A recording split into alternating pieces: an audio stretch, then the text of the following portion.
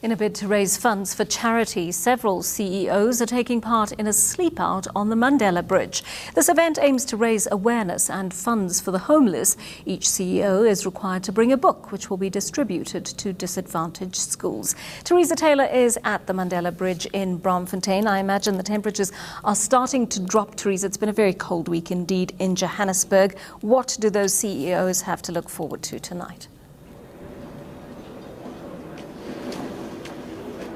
Well, I mean, Joe, as you say, it has been quite a nippy week and it is already chilling, starting to get quite chilly here. I mean, they'll be sleeping out tonight, on cardboard boxes, in sleeping bags, with cups of soup. And the aim of this event is to try to create some empathy amongst, some of the richest and some of the most privileged in this country. They're hoping that about 250 CEOs will be coming through tonight. And, the aim was for each CEO to raise about 160,000 Rand to take their place here. But they do have a leaderboard, and one of the guys at the top of the board is already on 600,000. So quite a number of these CEOs have already raised a lot of money towards this event. What happens with the money that's raised, Theresa?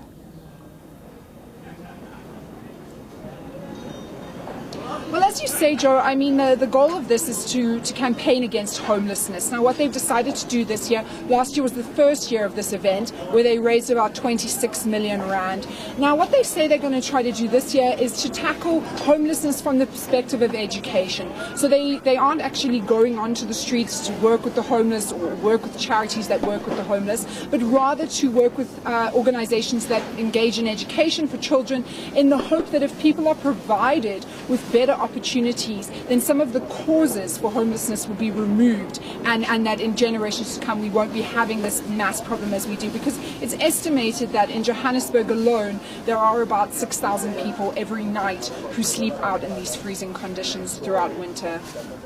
Well, part of the criticism of this effort has been that it is a bit of a flash-in-the-pan approach. People are worried that the CEOs in this coordinated gimmick go out there, spend a night on the streets and go back to their warm beds in their expensive homes the next night.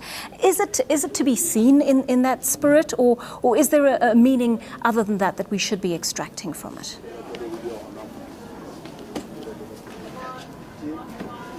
No, I mean, as you say, there has been some criticism. I mean, some people have called this, poverty porn, as you say, just coming out kind of touristic vision on poverty, and saying you kind of know what it's like to be homeless because you spend one evening out on the streets. I mean, there is sort of cocktail lounge music playing in the background as we speak. This could even be seen as a sort of a networking event. Some of the richest and faces and most prestigious faces in the country gathered here. But obviously there have been people that have seen it in a very different light. I mean, one of the advocates or one of the campaigners for this, who will be here this evening, is Public Protector Advocate Thuli Madonsela. Now, she is somebody who is dealing, and her office is dealing, with the realities of life in the poorest of the poor in South Africa on a daily basis. And she's obviously felt that this is an initiative that warrants her support. So while there are critics, there are also very strong supporters and very well-profiled supporters of this event. I'm just watching how this event has grown over the years, Theresa, starting with the CEOs. Now we have the students sleep out as well as the school sleep out. It really is an event that has caught on in many different sectors of society.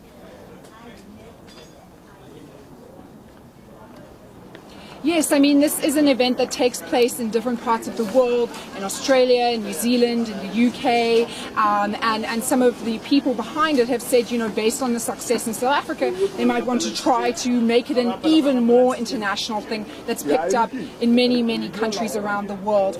They have tried to bring in, as you mentioned, the school sleep out, this kind of pay it forward type thing. So the CEO contributes 100,000. He then nominates an employee in his company who helps a student to raise 50,000. That university student then helps a matric to raise another 10,000. So the idea is that, you don't just have those kind of right at the top, but this sort of filtering down through different levels of society or different ages in society of people kind of getting involved to do their bit.